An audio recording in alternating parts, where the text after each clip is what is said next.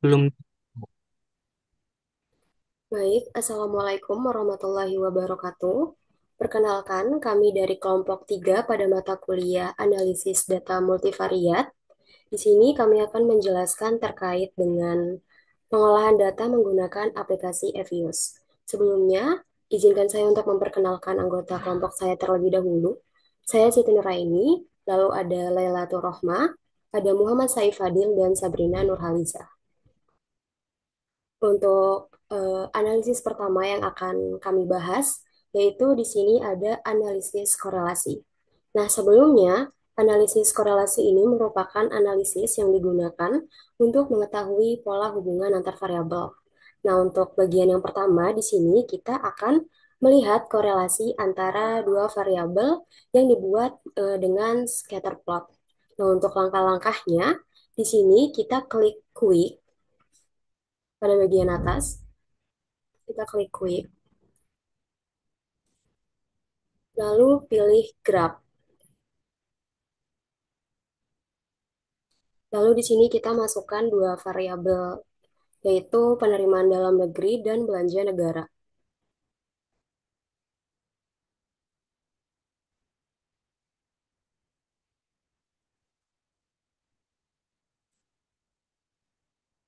Lalu klik OK.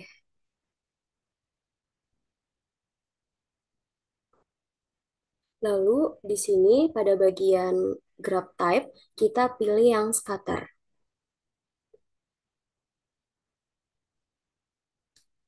Lalu klik OK. Nah, ini adalah hasil dari analisis korelasi antara dua variabel tadi, di mana hubungan antara variabel penerimaan dalam negeri dan belanja negara ini positif.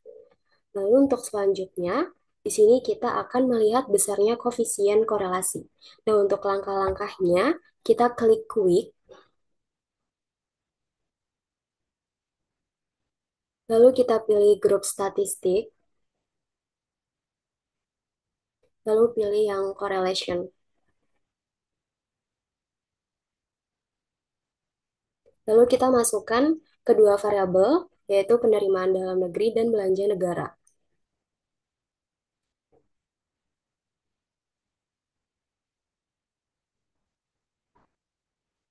Lalu klik OK.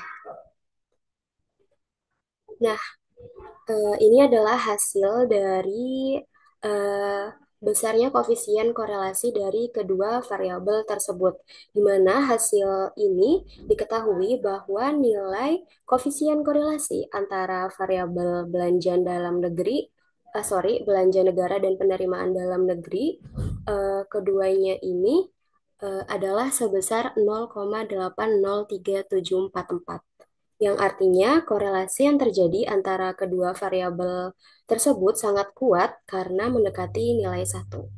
Untuk penjelasan selanjutnya akan dijelaskan oleh rekan saya.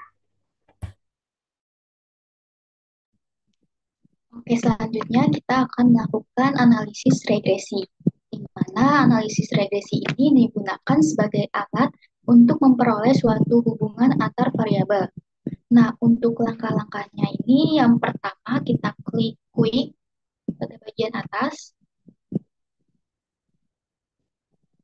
lalu estimate equation.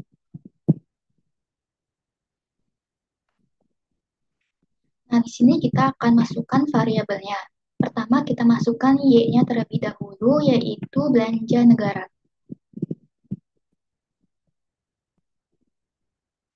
Nah, sebelum masukkan X-nya, kita masukkan C terlebih dahulu sebagai konstanta. Nah, baru setelah itu kita masukkan Y-nya, yaitu penerimaan dalam negeri. Nah, untuk metodenya ini least square sudah benar, dan sampelnya juga sudah benar. Lalu kita klik OK.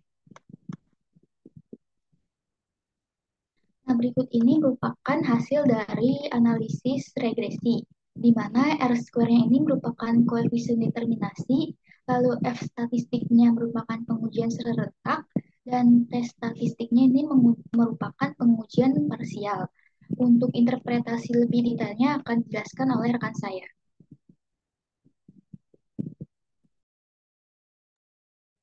Baik, jadi dari hasil dari estimasi model regresi yang tadi sudah dijelaskan oleh teman saya, selanjutnya kita akan melakukan interpretasi terhadap hasil yang diperoleh.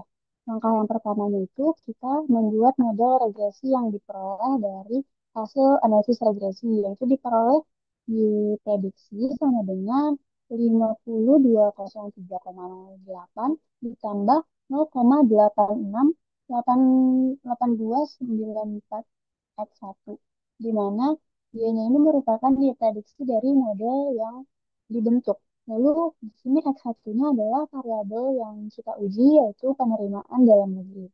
Lalu selanjutnya kita melakukan uji signifikansi model untuk pengujian serentak.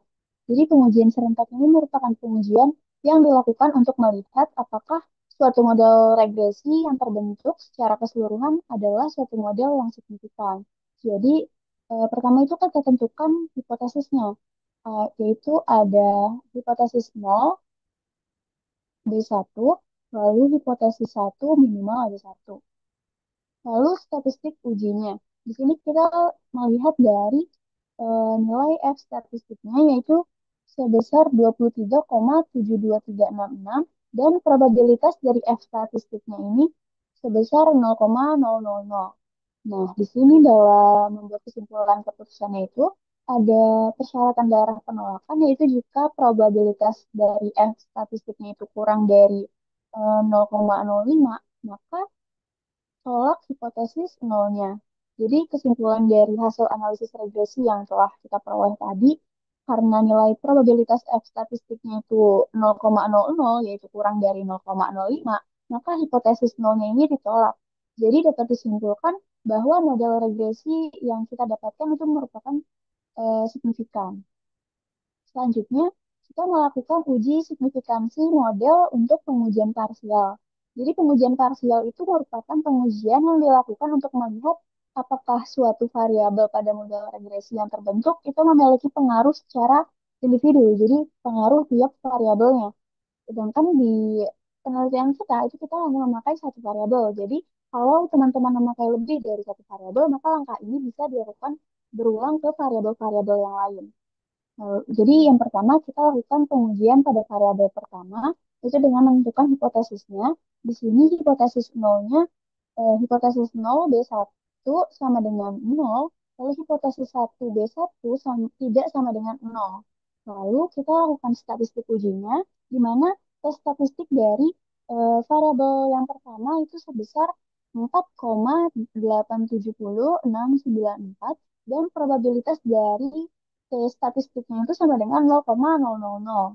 Jadi dapat disimpulkan karena nilai probabilitas F statistiknya ini 0,00 yang lebih kecil dari 0,05, maka H, H0 hipotesis nolnya ditolak.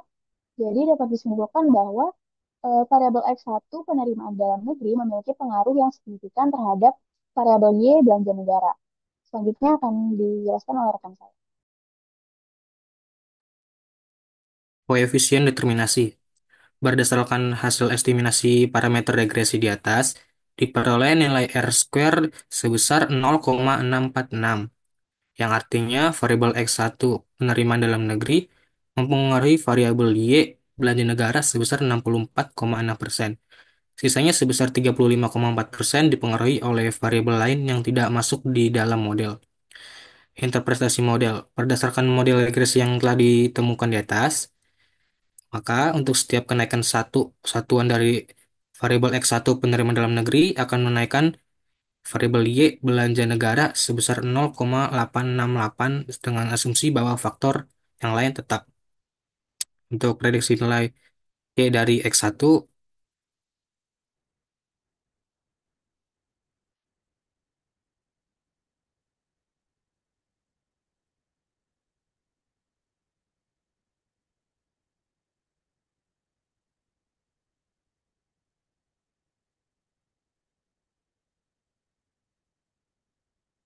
bahwa untuk mendapatkan prediksi nilai Y, maka dilakukan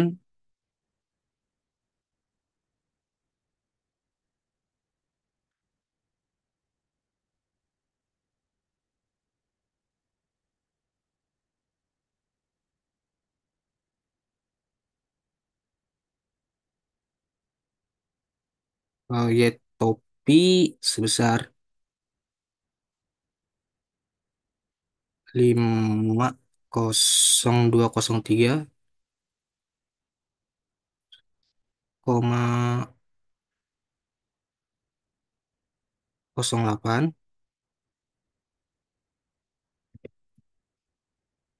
ditambah 0,868 294. Kemudian dikali dari X1 prediksi yang ingin kita ketahui.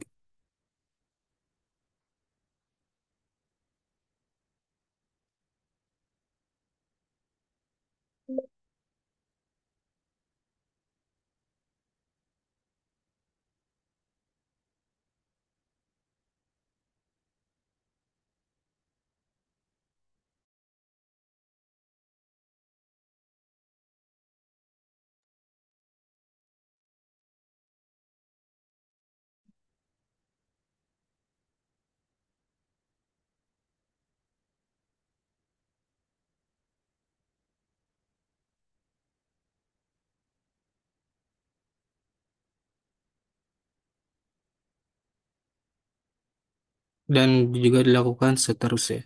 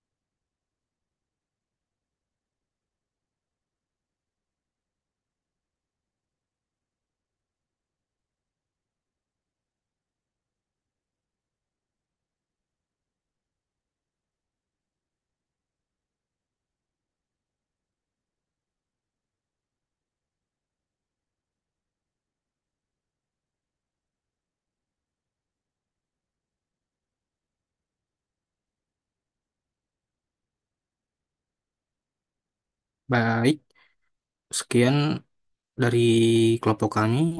Kurang lebih mohon maaf. Assalamualaikum warahmatullahi wabarakatuh.